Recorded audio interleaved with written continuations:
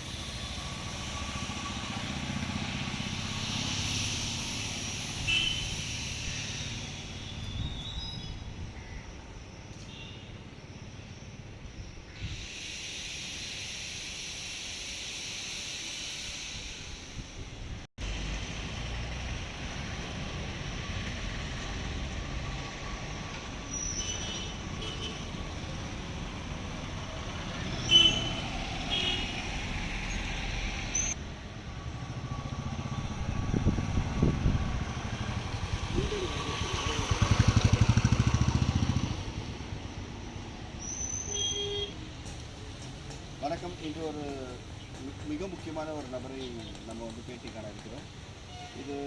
இவர் தர்மன். இவருடைய வாகனம் வந்து புல்லட். இவர் ரொம்ப மிகப்பெரிய கனவுகளை சுமந்து வந்திருக்கிறார். பல காலம் இந்த கனவுக்காக வேண்டி உழைச்சி முன்னேறி இந்த மாதிரி புல்லட் வாங்கி இருக்கணும்னு சொன்னார்.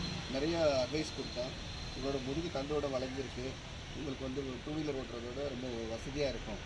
கார் போன்ற வாகனங்களை நீங்கள் பயன்படுத்தக்கூடாது, குடும்பத்தோடு பயணிக்கலாமேன்னு சொல்லிட்டு பல முறை நான் அவருக்கு சொல்லி பார்த்தேன். அப்பயும் அவர் கேட்கவே இல்லை.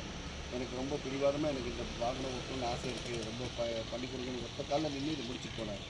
வணக்கம் தர்மன். 5 வருடங்களுக்கு பிறகு உங்களை சந்திப்பது மிக்க மகிழ்ச்சி. இப்போ தர்மன் சார்கிட்ட நம்ம சில கேள்விகள் கேட்குறோம். முதல்ல தர்மன், உங்களுடைய இன்டர்வியூ சொல்லுங்கள், உங்களுடைய இன்ட்ரடக்ஷன் சொல்லுங்கள். நீங்கள் யார், எங்கிருந்து வந்து என்ன உங்களுக்கு தகவல் சொல்லுங்கள் சார். என் பேர் தர்மன். உங்கள் ஊர் சேலம். நாங்கள் எங்களது தொழில் நெசவு தொழில், குலத்தொழில்.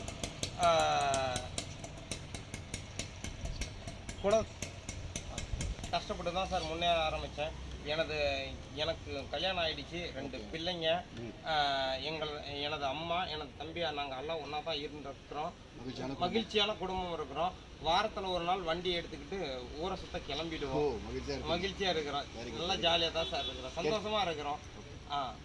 கேட்பதற்கே மிக மகிழ்ச்சியாக இருக்கிறது. மகிழ்ச்சியாக இருக்கிறோன்னு இந்த காலத்தில் சொல்கிறவங்களே ரொம்ப கம்மி. அதுவும் மாற்றுத்திறனாளியாக இருந்து மகிழ்ச்சியான ஒரு சூழலை அடைப்பதற்கு நிறைய கஷ்டங்களை இவர் விலையாக கொடுத்துருக்க வேண்டும்.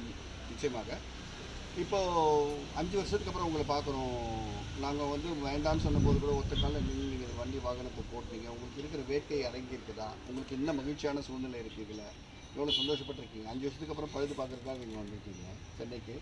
5 வருஷத்துக்கு அப்புறம் உங்களை பார்க்குறதுக்கு மகிழ்ச்சியாக இருக்குது.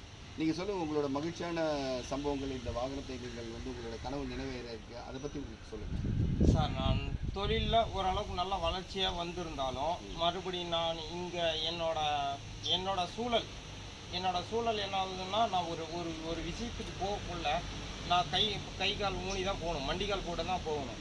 அப்போ எல்லோரும் ஒரு மாதிரியாக தான் பார்ப்பாங்க.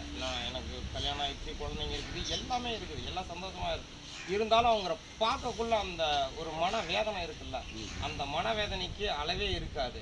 ஆனால் இப்போ நான் இந்த புல்லட்டில் போகக்குள்ள அது வேறு மாதிரி ஒரு சந்தோஷம்.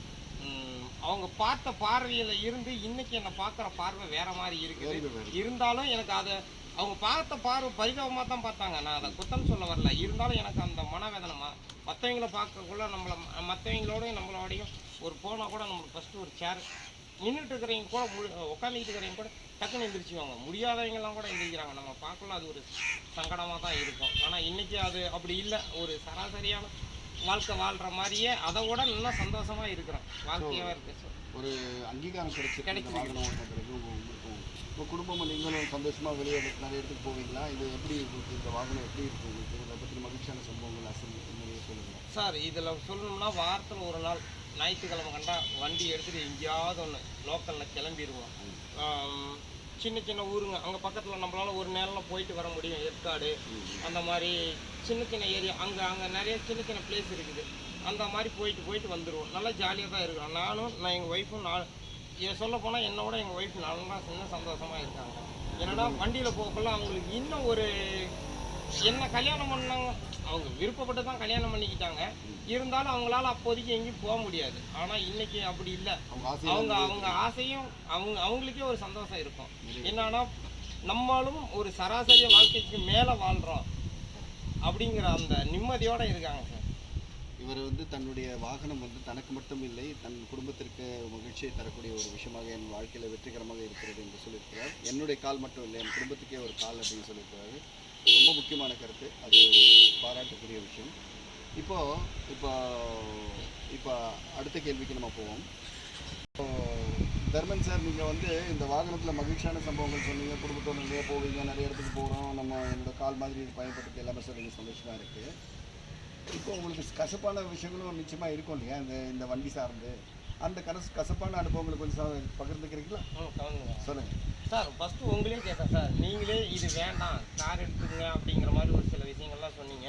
இருந்தாலும் எனக்கு இது மேலே கொஞ்சம் சந்தோஷமாக இருக்குது, நம்ம இது போட்டிக்கலாம் அப்படிங்கிற மாதிரி தான் ரெடி பண்ணலாம். இல்லை, நாங்கள் சொன்னதுக்கு காரணங்கள் இருக்குங்க. எங்களுக்கு மகிழ்ச்சி தான். எல்லா மாற்றுத்திறனாளிகளையும் வெற்றிகரமாக உலா வருவதை பார்ப்பதற்கு மகிழ்ச்சியாக இருக்கக்கூடிய மனிதர்கள் தான் நாங்கள்.